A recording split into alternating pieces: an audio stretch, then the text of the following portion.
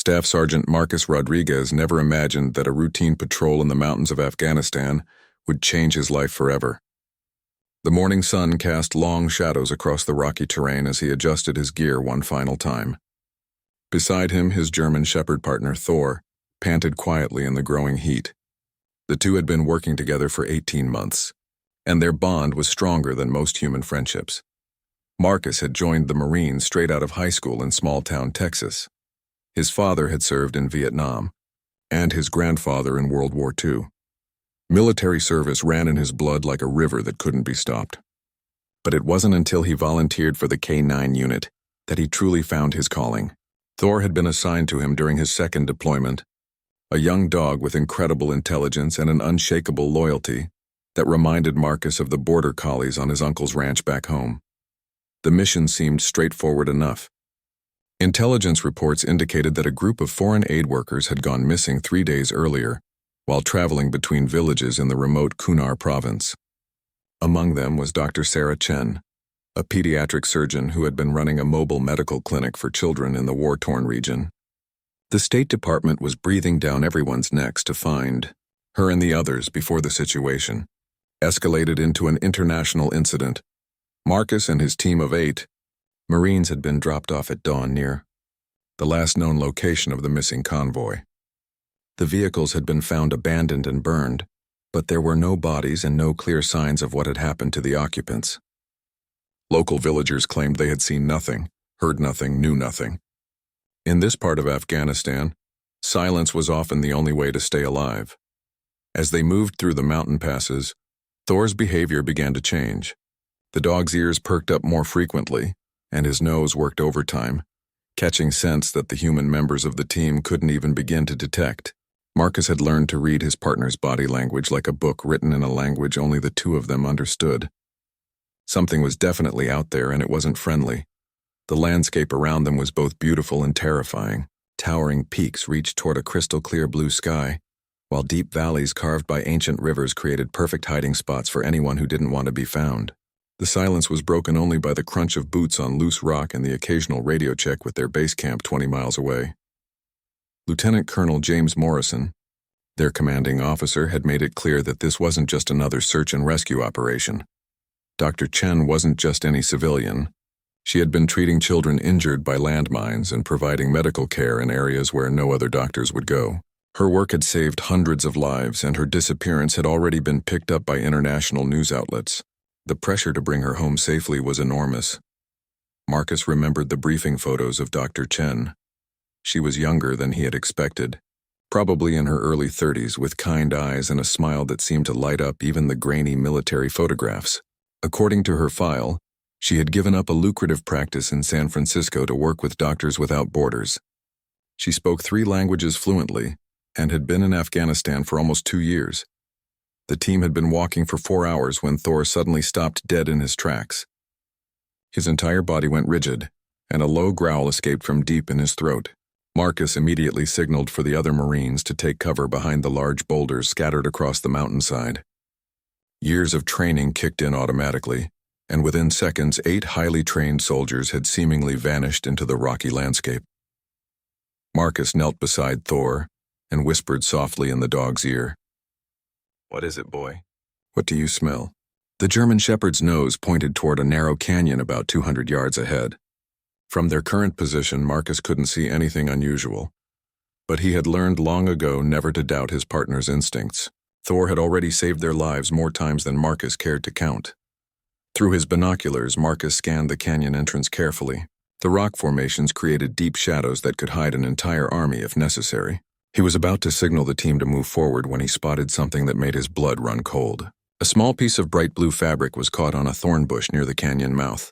According to the mission briefing, Dr. Chen had been wearing a blue medical jacket when she disappeared. The discovery sent a jolt of electricity through the entire team. After 3 days of searching with no solid leads, they finally had something concrete to follow. But Marcus also knew that finding evidence of the missing doctor's presence didn't necessarily mean good news. In this part of the world, hostages were often moved frequently to avoid detection, and the longer someone remained missing, the less likely they were to be found alive. Sergeant Mike Thompson, The team's communications specialist quietly radioed their position back to base camp. The response was immediate and clear. Proceed with extreme caution, but proceed nonetheless. No one was willing to abandon the search when they were this close to finding answers. As the team prepared to enter the canyon, Marcus couldn't shake the feeling that they were being watched. The hair on the back of his neck stood up, and Thor's behavior became even more agitated. The dog kept looking back at Marcus with an expression that seemed to say, "Are you sure about this?" But military training and the knowledge that Dr. Chen's life might depend on their actions pushed them forward into the unknown. The canyon walls rose high above them, creating a natural tunnel that seemed to lead deeper into the heart of the mountain. Every step echoed slightly, despite their efforts to move silently. Marcus found himself thinking about home, about his wife Maria and their 6-month-old daughter Isabella. He had promised Maria he would come home safely, and he intended to keep that promise. But he also knew that sometimes keeping one promise meant risking everything for another. Thor's nose never stopped working as they moved deeper into the canyon. The dog's training was impeccable, but Marcus could see the stress in his partner's movements. Something ahead was making the usually fearless German Shepherd nervous, and that made Marcus nervous too. In a place where the difference between life and death could be measured in milliseconds, every instinct mattered. The canyon twisted and turned like a snake, leading Marcus and his team deeper into what felt like the belly of the mountain itself. After 20 minutes of careful movement, Thor suddenly stopped again, but this time his behavior was different.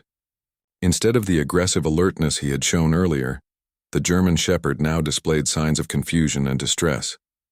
His whimpering was barely audible, but Marcus caught it immediately. They had reached a point where the canyon split into 3 separate passages. Each tunnel disappeared into darkness, and without proper lighting equipment, it was impossible to see more than a few feet into any of them. The team gathered in a tight circle while Marcus studied Thor's reactions to each passage. The dog showed no interest in the left tunnel, seemed mildly curious about the right one, but became visibly agitated when approaching the middle passage. Corporal Danny Walsh, the youngest member of their team, whispered what everyone was thinking. "How do we know which way they went? We could spend days searching these tunnels and never find anything." Marcus understood the frustration in the young Marine's voice. Danny had only been in country for 3 months, and this was his first major search and rescue operation. Marcus made a decision that would later prove to be crucial. Instead of splitting the team to search all 3 passages simultaneously, he decided to follow Thor's instincts and focus on the middle tunnel. The dog's behavior suggested that whatever lay ahead was significant, even if it wasn't necessarily pleasant. Years of experience had taught Marcus that Thor's nose could detect things that even the most sophisticated military equipment might miss. As they entered the middle passage, the temperature seemed to drop several degrees. The walls were closer together here, and the ceiling was low enough that the taller Marines had to duck occasionally. The air smelled different too, carrying odors that spoke of human habitation and something else that Marcus couldn't quite identify. Thor's nervousness increased with every step, but he continued to lead them forward with professional determination. After what felt like an eternity, but was probably only 15 minutes, they began to hear voices echoing from somewhere ahead. The words were in a language that none of the Marines recognized, but the tone was clearly aggressive and argumentative. Marcus signaled for complete silence and motioned for his team to take defensive positions along the tunnel walls. The voices grew louder as they approached what appeared to be a large cavern carved naturally into the mountain rock. Through a small opening in the tunnel wall, Marcus was able to get his first glimpse of what lay ahead. The sight that greeted him made his stomach clench with a mixture of anger and determination. The cavern was being used as some kind of temporary base camp. Sleeping bags and equipment were scattered around a central fire pit, and weapons were stacked against the far wall. But it was the 3 figures tied to posts near the back of the cave that captured Marcus's attention immediately. Even from a distance, he could see that one of them matched Dr. Chen's description perfectly. The hostages appeared to be alive but in poor condition. Their clothes were torn and dirty, and even from his hidden position, Marcus could see that they had been treated roughly.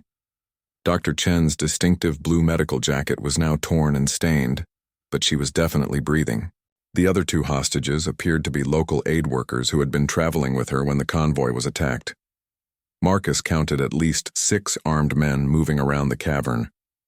They were dressed in a mixture of military fatigues and civilian clothes, and their weapons appeared to be a mix of AK-47 rifles and older hunting rifles. From their movements and the way they handled their weapons, it was clear that these weren't professional soldiers, but they were definitely dangerous. One of the captors was standing near Dr. Chen, gesturing angrily and speaking in what sounded like Pashto. The doctor kept her head down and didn't respond, which seemed to anger the man even more. Marcus felt his jaw tighten as he watched the terrorist raise his hand as if to strike her, but the blow never came. Another captor said something sharp and the first man stepped away. Thor had gone completely silent, but Marcus could feel the tension in the dog's body. Every muscle was coiled like a spring, ready to explode into action at the first command. Marcus knew that his partner was reading the situation just as clearly as he was, and the German Shepherd was prepared to do whatever was necessary to help rescue the hostages. The layout of the cavern presented both opportunities and challenges. There was only one main entrance that Marcus could see, which meant that once his team went in, retreat would be difficult if things went wrong. On the other hand, the terrorists would have nowhere to run either. The key would be speed, surprise, and precision. Marcus used hand signals to communicate with his team, describing what he had observed and outlining a basic plan of attack. Sergeant Thompson would circle around to find an alternative firing position if possible. Corporals Martinez and Johnson would take the left side of the main entrance while Walsh and Stevens covered the right. Marcus and Thor would go straight through the middle, creating maximum confusion and drawing attention away from the other team members. The plan was risky, but Marcus knew that waiting too long could be even more dangerous. The terrorists seemed agitated about something, and their behavior suggested that they might be preparing to move the hostages again. If that happened, tracking them down a second time might be impossible. As Marcus prepared to give the signal to begin the rescue operation, he caught sight of something that made his blood boil. One of the terrorists was holding what appeared to be a child's toy, a small stuffed animal that looked completely out of place in the hostile environment of the mountain cave. The implications hit him immediately. Dr. Chen hadn't just been treating adult patients in the villages. She had been working primarily with children, and somewhere out there, kids were probably wondering when the kind doctor would come back to help them. That thought was all the motivation Marcus needed.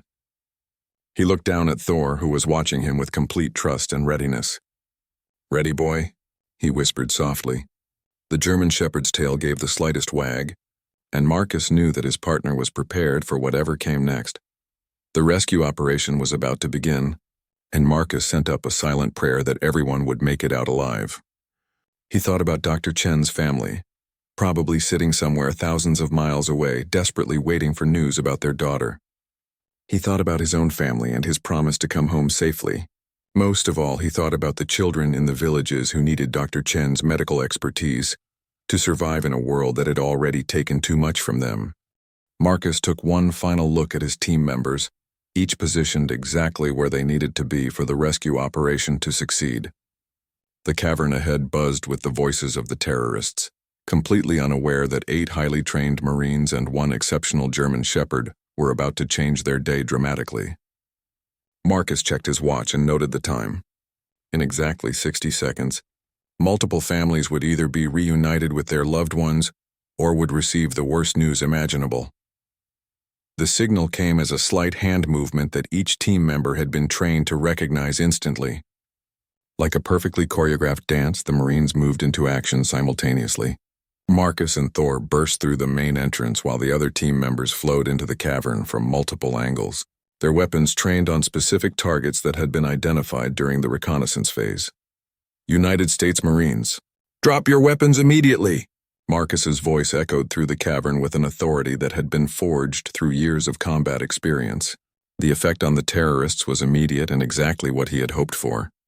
Several of them froze in surprise, while others scrambled desperately for their weapons, creating the kind of confusion that always worked in favor of the better-trained force. Thor didn't wait for additional commands. The German Shepherd launched himself at the nearest armed terrorist, a man who had been standing close to Dr. Chen with his rifle pointed in her direction. The dog's training took over completely, and within seconds, the terrorist was on the ground with Thor's powerful jaws clamped around his weapon arm. making it impossible for him to cause harm to anyone. The firefight that followed was brief but intense. Marcus's team had the advantages of surprise, superior training, and better positioning. But the terrorists fought with the desperation of men who knew they had nowhere to run. Gunfire echoed off the cavern walls, creating a deafening noise that seemed to go on forever, but actually lasted less than 90 seconds.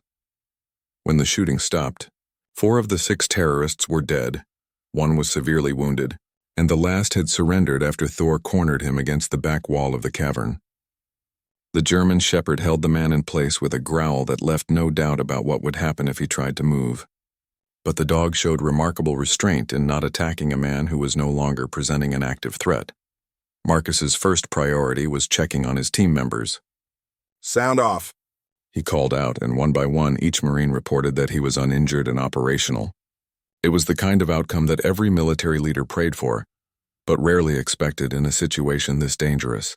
Their training, teamwork, and a considerable amount of luck had combined to create what could only be described as a perfect tactical operation. His second priority was the hostages. Marcus rushed to Dr. Chen's side and began cutting the ropes that bound her to the wooden post. She was conscious but clearly exhausted and dehydrated. Her hands were shaking, and there were visible bruises on her face and arms that spoke of rough treatment during her 3 days in captivity. "Dr. Chen, I'm Staff Sergeant Marcus Rodriguez, United States Marines. You're safe now. We're going to get you out of here," he said in the calmest voice he could manage. The relief in her eyes was immediate and profound, but she seemed almost unable to believe that her ordeal was actually over. "Thank you," she whispered, her voice barely audible. "There are others. The aid workers who were with me. Are they okay?" Even after everything she had been through, her first concern was for the welfare of others. Marcus felt a deep respect for this woman who had chosen to risk her life helping children in one of the most dangerous places on Earth. The other 2 hostages were local aid workers named Ahmad and Fatima, both of whom had been providing translation services and logistical support for Dr. Chen's mobile medical clinic. They were in similar condition to the doctor, clearly having been through a traumatic experience but appearing to be physically intact. Sergeant Thompson immediately began administering first aid and checking for serious injuries that might not be immediately visible. As Marcus helped Dr. Chen to her feet, he noticed that she was holding something tightly in her left hand. When he looked more closely, he realized it was a small photograph that had been folded and refolded so many times that it was beginning to fall apart along the creases. The image showed a group of children, probably patients from one of her medical clinics, all smiling and waving at the camera. "They took everything else," Dr. Chen said, noticing Marcus's attention to the photograph. "My medical supplies, my equipment, even my shoes. But somehow I managed to keep this hidden. These children depend on me. I couldn't let anything happen to their picture." The emotion in her voice made it clear that these weren't just patients to her. They were personal connections that had motivated her to continue her dangerous work despite the obvious risks. Thor had completed his task of guarding the surrendering terrorist and trotted over to check on Marcus. The German shepherd's tail was wagging now, a sure sign that he understood the mission had been successful. Marcus reached down to scratch behind Thor's ears, a small gesture of appreciation that meant everything to both of them. "Good boy, Thor. Outstanding work," Marcus said softly. The dog's training had been flawless, but more than that, his instincts and partnership with Marcus had been the crucial factors that led them to find the hostages in time. Without Thor's ability to track scents through the mountain tunnels, they might have searched for days without success. Corporal Martinez approached with information that Marcus had been hoping to hear. "Sergeant, I've been in contact with base camp. They're dispatching a medical evacuation helicopter to the coordinates we provided. Estimated time of arrival is 45 minutes. They're also sending a larger unit to secure this location and process the captured terrorist."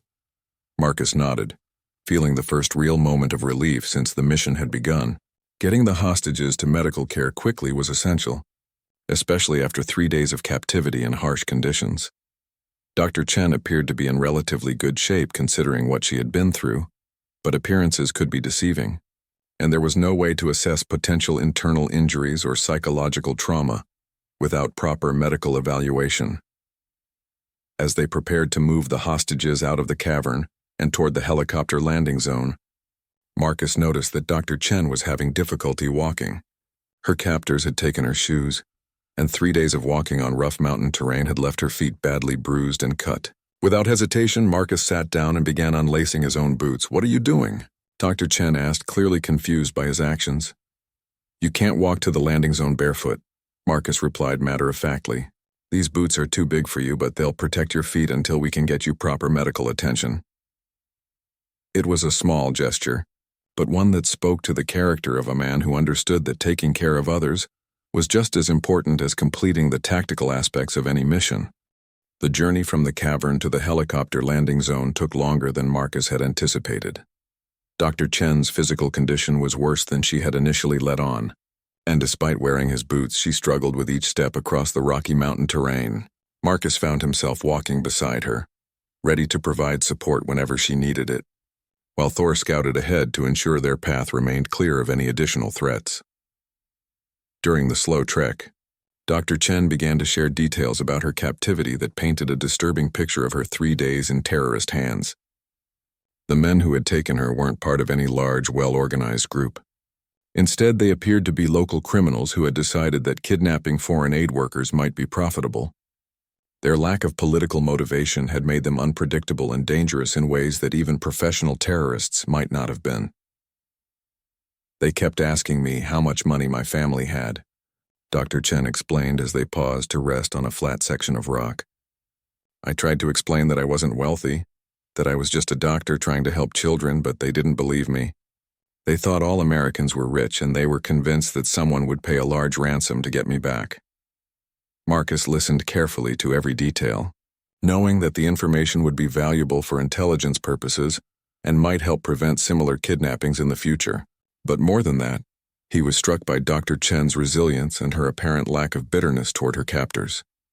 Even after being terrorized for 3 days, she seemed more concerned about returning to her work than about seeking revenge against the men who had tormented her.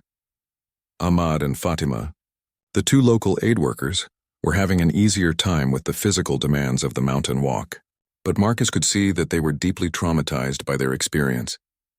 Unlike Dr. Chen, who had volunteered to work in a dangerous area, these 2 had been local employees who probably never imagined they would find themselves in such a situation. Their families lived in nearby villages, and Marcus knew they would be desperate for news about their loved ones' safety. Thor's behavior had returned to normal now that the immediate danger had passed. But Marcus noticed that the German shepherd seemed particularly protective of Dr. Chen. The dog stayed close to her side throughout the walk, occasionally looking back at Marcus as if to make sure his partner was keeping pace with their protected charge. It was the kind of behavior that Thor typically reserved for wounded soldiers, and it suggested that the dog's instincts were telling him that Dr. Chen needed special care. As they crested a ridge that overlooked the designated landing zone, Marcus could hear the distant sound of helicopter rotors cutting through the thin mountain air. The medical evacuation team was arriving exactly on schedule, which meant that within minutes, the hostages would be on their way to a field hospital where they could receive proper medical care and begin the psychological recovery process that would probably take much longer than the physical healing. The helicopter that landed in a cloud of dust and debris was a UH-60 Blackhawk specially configured for medical evacuation missions. The crew moved with practiced efficiency, immediately setting up a triage area and beginning preliminary medical assessments of all 3 rescued hostages. Dr. Chen insisted that Ahmad and Fatima be examined first, despite the obvious fact that she was in greater need of medical attention than either of them. While the medical team worked, Marcus took the opportunity to call his wife Maria, using the satellite phone that had been included in his mission equipment. The call would be brief and couldn't include operational details, but he needed to hear her voice and let her know that he was safe. These small connections to home were what kept soldiers grounded during the chaos and uncertainty of combat deployments. "Marcus? Oh, thank God, I've been so worried." Maria's voice came through clearly despite the thousands of miles between them. "The news is reporting that there was some kind of rescue operation in Afghanistan, but they're not giving any details. Are you okay?" "I'm fine, baby. Thor and I are both fine. We helped some good people today, and now we're heading back to base." "How's Isabella?" Marcus asked, deliberately steering the conversation away from the mission and toward the family that gave his life meaning beyond the uniform and the brotherhood of the Marines. "She's growing so fast, Marcus. She smiled for the first time yesterday, and I swear she was looking right at your picture when she did it. She knows her daddy is a hero, even if she's too little to understand what that means. Yet." Maria's voice carried a mixture of pride and worry that Marcus had become familiar with during his multiple deployments. The conversation lasted only a few minutes, but it was enough to remind Marcus why he had chosen a career that involved risking his life to protect others. His daughter would grow up in a world where people like Dr. Chen could travel to dangerous places to help children who had been caught in conflicts they didn't understand. That was worth fighting for, worth the sacrifices that military families made every day. As the medical team finished their preliminary assessments, the lead medic approached Marcus with a report that was both encouraging and concerning. Dr. Chen was suffering from dehydration, exhaustion, and multiple bruises, but appeared to have no serious internal injuries. However, the psychological impact of her ordeal would require ongoing evaluation and treatment once she reached a more comprehensive medical facility. "She's tougher than she looks," the medic said with obvious admiration. "Most people would be completely broken after what she's been through, but she's already asking when she can return to her medical work. I've seen a lot of trauma victims over the years, and I can tell you that this woman has something special inside her." Marcus nodded, having reached the same conclusion during their time together. Dr. Chen represented the best of what civilian humanitarian workers could accomplish when they were willing to risk their own safety for the benefit of others. Her commitment to helping children in Afghanistan went far beyond professional obligation and entered the realm of personal mission that couldn't be taught or faked. As the helicopter prepared for departure, Dr. Chen approached Marcus one final time. She was walking more steadily now, thanks to the IV fluids and pain medication the medical team had administered, but Marcus could still see the exhaustion in her eyes and the careful way she moved to avoid aggravating her injuries. "Sergeant Rodriguez, I don't know how to thank you and your team for what you've done," she said, her voice stronger than it had been in the cavern, but still carrying the emotional weight of her recent experience. "You risked your lives to save people you didn't even know. That means more to me than I can express in words." Marcus felt uncomfortable with the praise, as he always did when people thanked him for simply doing his job. "Ma'am, we were just doing what we're trained to do. I'm glad we found you in time, and I hope you'll be able to get back to helping those children soon." He paused, then added something that came directly from his heart, rather than his military training. "Those kids are lucky to have someone like you fighting for them." 3 weeks after the rescue operation, Marcus was surprised to receive a message through official military channels, requesting his presence at the base hospital. Dr. Chen had apparently been released from medical care and was asking to speak with him before she returned to the United States. Marcus felt curious about what she might want to discuss, but he was also somewhat reluctant to revisit the emotional intensity of that day in the mountains. When Marcus arrived at the hospital with Thor by his side, he found Dr. Chen looking remarkably different from the traumatized woman he had helped rescue from the terrorist cave. She was dressed in clean civilian clothes, her injuries had healed, and there was a vitality in her movements that spoke of someone who had successfully processed a traumatic experience and was ready to move forward with her life. "Sergeant Rodriguez, thank you so much for coming," Dr. Chen said as she approached him in the hospital waiting area. "I wanted to see you before I flew home because there's something important I need to tell you. Something I couldn't explain that day in the mountains because I was still trying to process it myself." Marcus settled into one of the uncomfortable plastic chairs that seemed to be standard equipment in military hospitals around the world, while Thor positioned himself at his feet in the relaxed but alert posture that indicated he was off duty, but still ready for action if needed. Dr. Chen sat across from them, and Marcus noticed that she was holding a manila envelope that appeared to contain photographs or documents. "During my captivity, the terrorists kept moving me and the other hostages from place to place," Dr. Chen began, her voice steady but carrying undertones of emotion that suggested the story she was about to tell was deeply personal. "On the second day, they brought us to a location that I didn't recognize at first, but as we got closer, I realized it was a village where I had been providing medical care for several months." Marcus felt a chill run down his spine, sensing that the story was about to take a turn that would be difficult to hear. Villages where American aid workers had been providing assistance often became targets for terrorist groups who viewed any cooperation with foreign organizations as collaboration with enemy forces. The terrorists had attacked the village the night before they moved us there, Dr. Chen continued, her voice growing quieter. They had killed several adults and burned many of the buildings, including the small clinic where I had been treating children. But that wasn't the worst part of what I saw that day. Dr. Chen opened the manila envelope and pulled out several photographs that had obviously been taken with a professional camera. As she handed them to Marcus, he could see that her hands were trembling slightly, despite her otherwise composed demeanor. The first photograph showed the remains of what had once been a small medical clinic. The building had been completely destroyed, with medical equipment scattered and broken among the debris.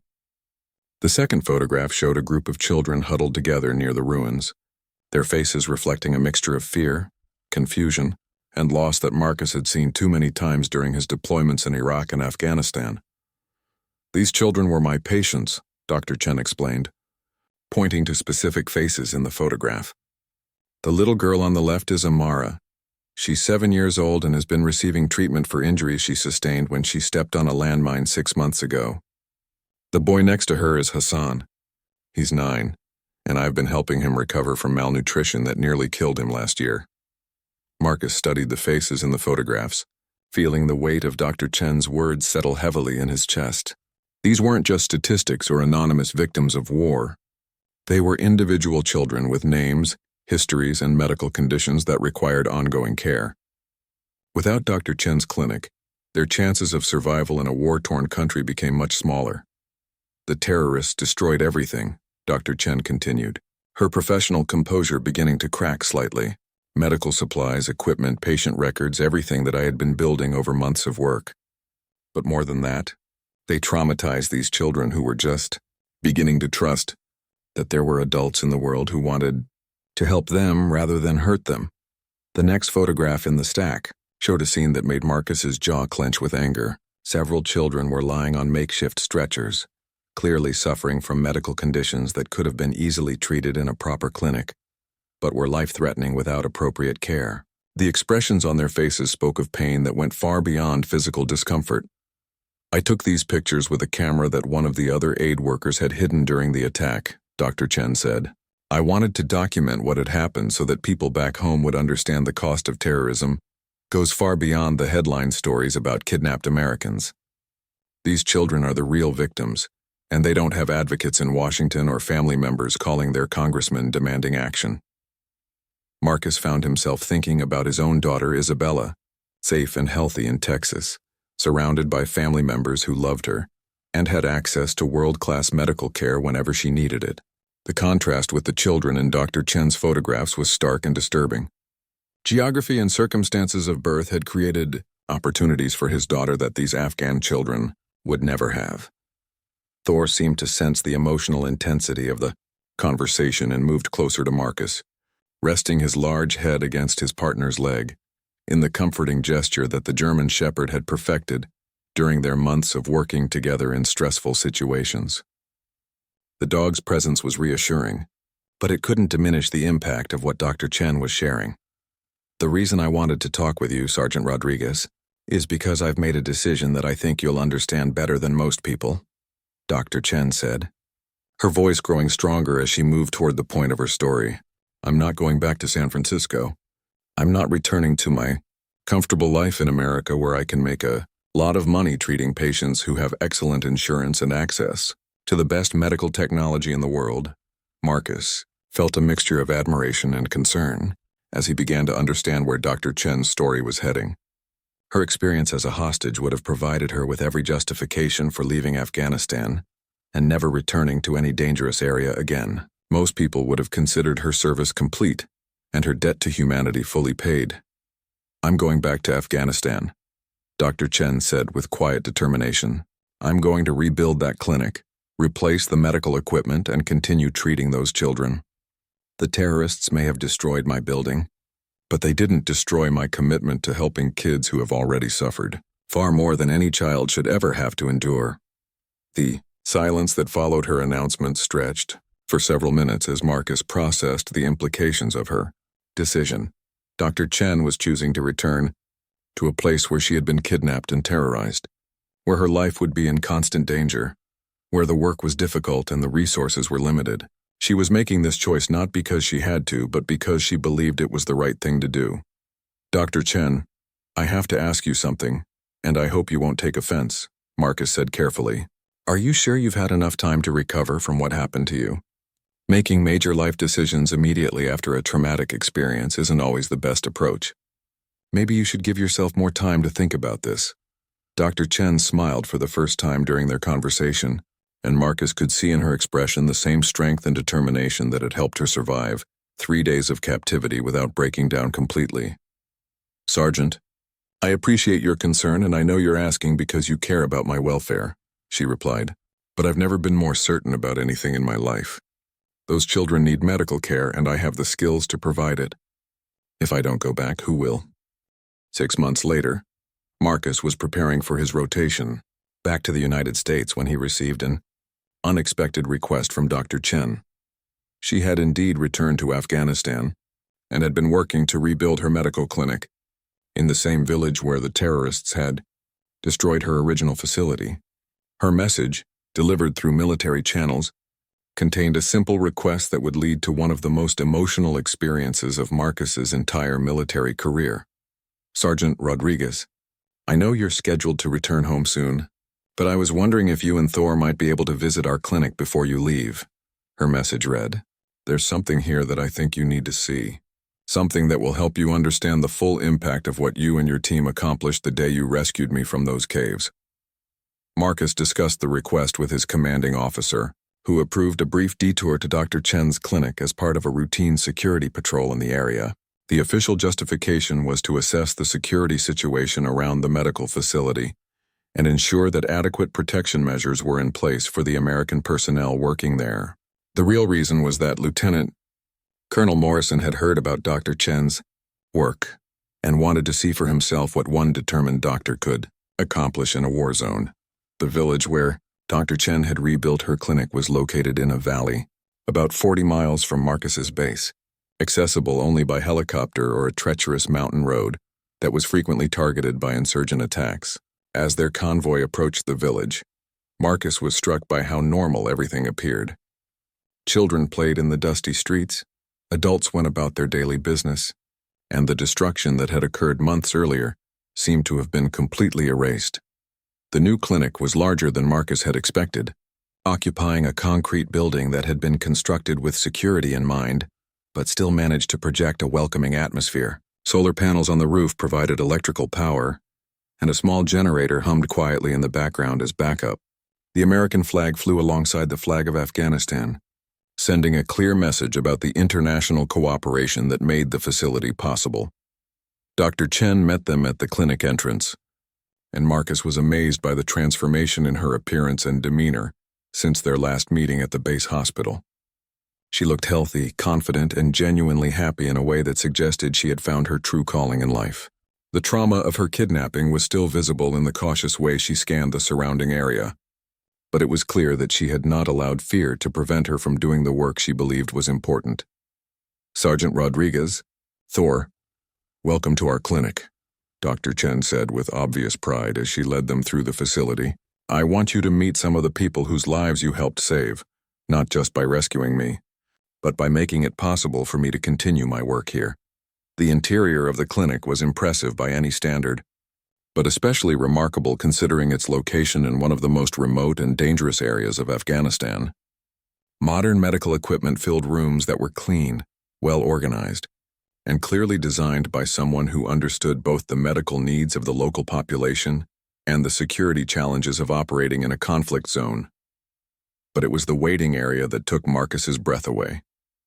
More than 30 children were sitting patiently with their parents, some receiving treatment for injuries, others there for routine medical care that would have been impossible to obtain before Dr. Chen's arrival in their village. The ages ranged from infants to teenagers, and Marcus could see evidence of malnutrition, untreated injuries, and other medical conditions that spoke to the harsh realities of life in rural Afghanistan. Dr. Chen began introducing Marcus and Thor to individual patients, and with each introduction, the full impact of the rescue operation became clearer. These weren't just statistics or anonymous beneficiaries of American foreign aid. They were real children with names, personalities, and medical histories that Dr. Chen knew in detail. "This is Amara," Dr. Chen said, indicating a 7-year-old girl who was sitting quietly beside her mother. "She's the little girl whose picture I was carrying when you found me in the cave." The landmine injuries to her leg were becoming infected when the clinic was destroyed.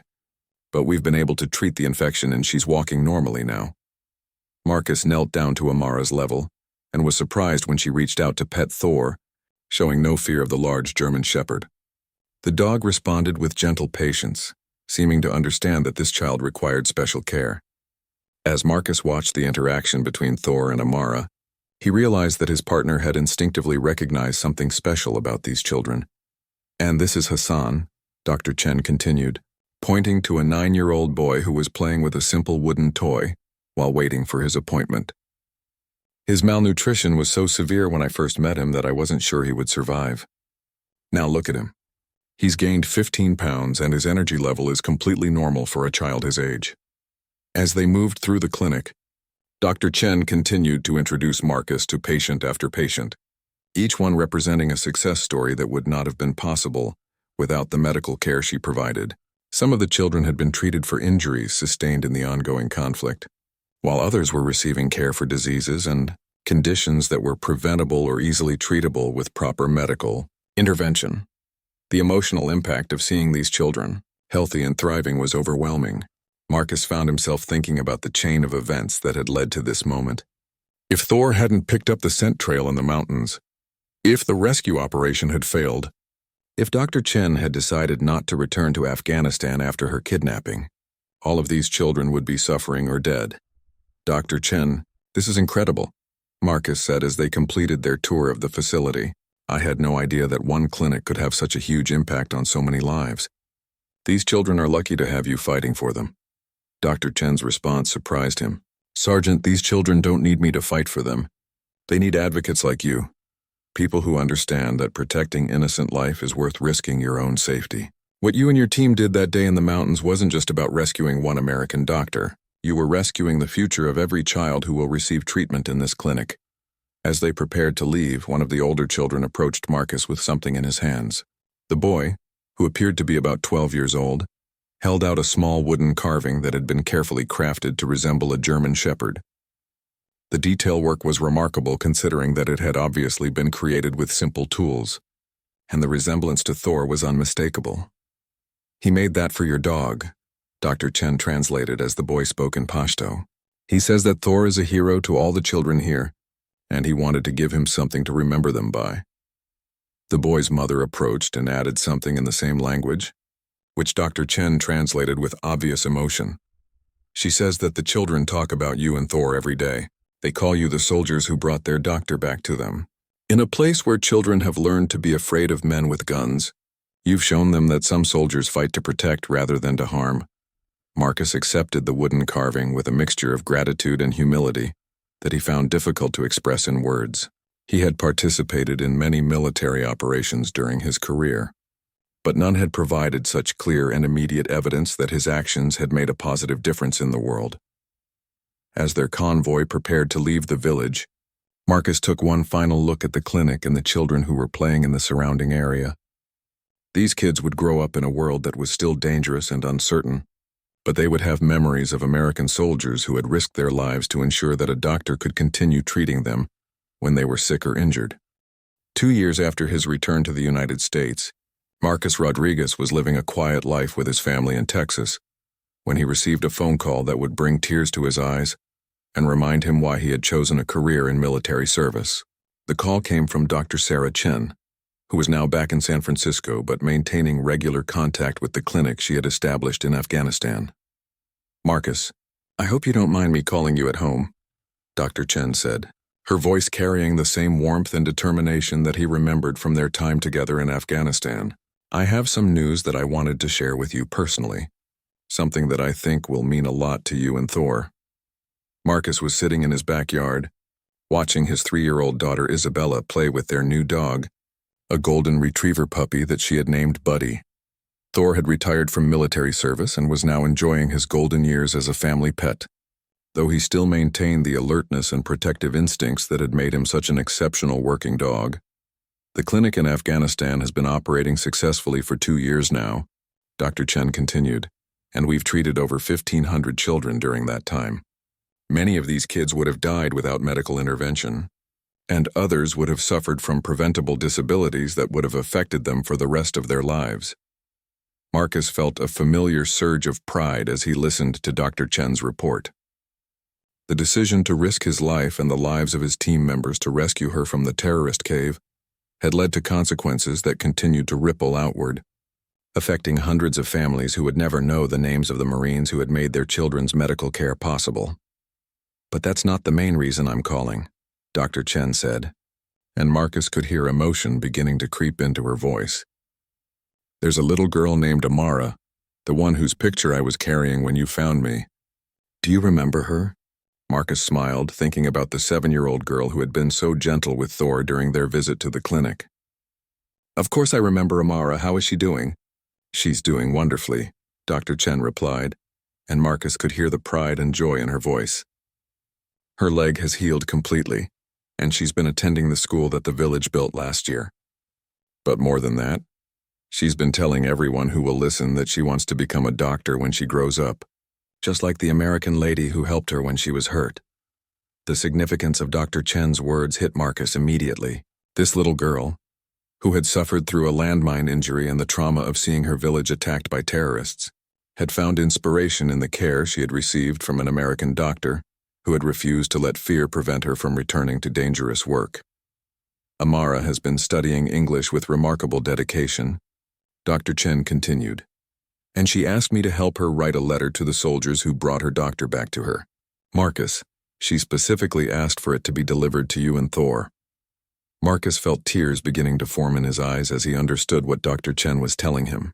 This child, who represented everything good and innocent in a world that too often seemed dominated by violence and hatred, had taken the time to thank the strangers who had helped ensure that she could receive medical care when she needed it. I've scanned the letter and I'm going to email it to you as soon as we finish this phone call, Dr. Chen said, but I wanted to read part of it to you over the phone because I think you need to hear these words spoken out loud. Dr. Chen's voice changed as she began reading from Amara's letter, taking on the careful pronunciation of a child who was working hard to communicate in a language that was still new to her. Dear Sergeant Marcus and Thor the dog, Dr. Chen read, my name is Amara and I am 9 years old now. Dr. Sarah told me that you are the soldiers who brought her back to our village so she could make my leg better. I want to thank you for being brave and helping my doctor come home to us. Marcus found himself unable to speak as Dr. Chen continued reading the letter. Isabella looked up from her play with Buddy and noticed that her father's eyes were wet with tears. But she seemed to understand instinctively that these were happy tears rather than sad ones. I am learning to be a doctor like Dr. Sarah. Dr. Chen continued reading. She says I am very smart, and I can help other children who get hurt like I did. When I become a doctor, I will tell all my patients about the American soldiers who were heroes to children they never met. The letter went on for several more paragraphs, describing Amara's progress in school, her dreams for the future, and her gratitude to the Marines who had made her recovery possible. But it was the final paragraph that brought Marcus to tears and would stay with him for the rest of his life. Dr. Sarah says that soldiers like you fight to protect children like me, even when we live very far away and you don't know our names, Dr. Chen read. I want you to know that I will never forget what you did for me. When I become a doctor, I will help children the same way Dr. Sarah helped me. And I will tell them about the brave soldiers and the good dog who made it all possible. After Dr. Chen finished reading the letter, both of them sat in silence for several minutes, processing the emotional impact of Amara's words. Marcus thought about the chain of events that had led from a dangerous rescue operation in the mountains of Afghanistan to a 9-year-old girl's determination to become a doctor and help other children.